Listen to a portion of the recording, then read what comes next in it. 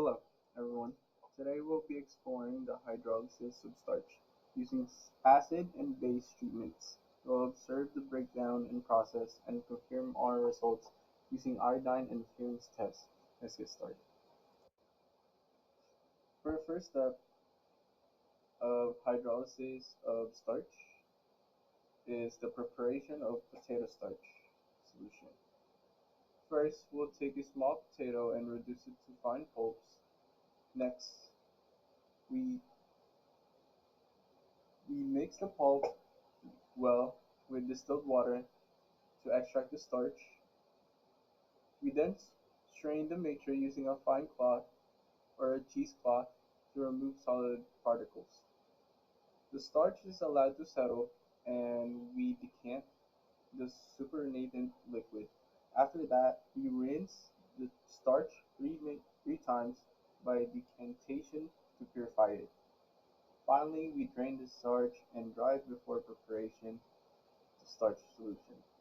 To make the starch solution, we mix 3 grams of starch with a small amount of distilled water, then dilute it with 100 ml of boiling water, stirring it for a minute before letting it cool down. For the second step, after doing the preparation of potato starch solution, the next step is acid hydrolysis of starch.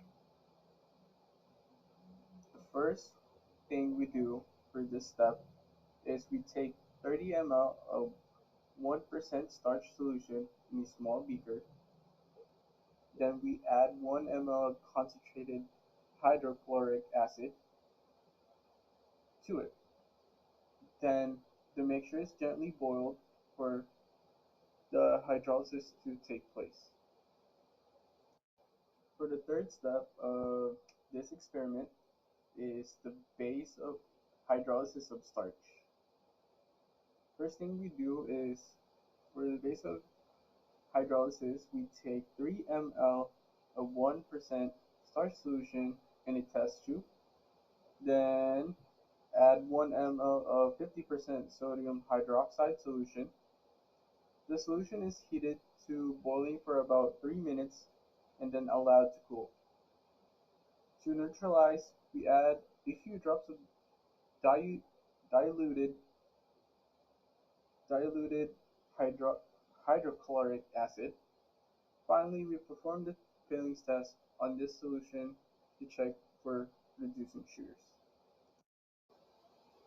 To step 4 of this experiment is iodine test to track hydrolysis. First, we monitor starch breakdown. We take 3 drops of boiling starch solution every 3 minutes and test it with iodine. Initially, starch gives a blue color with iodine. As hydrolysis progresses, the color changes from blue to purple, then red, and finally becomes faint red.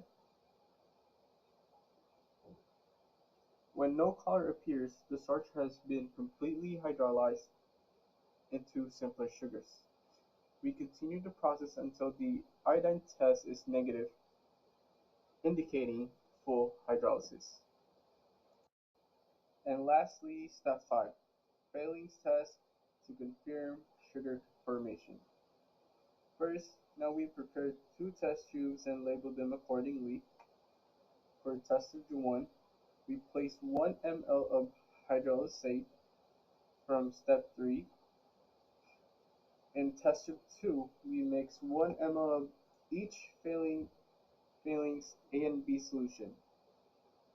We combine both test tubes and place them in a boiling water bath.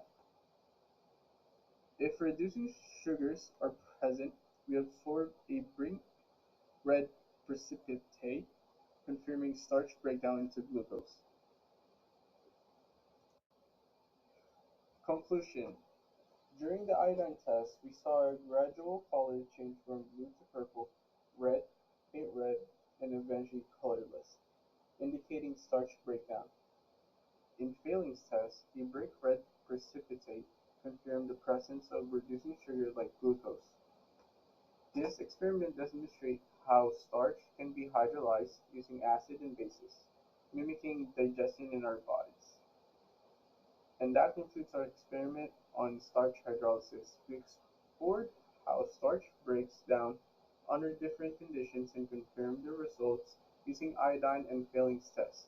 I hope you found this presentation helpful. Thank you for watching and happy experimenting.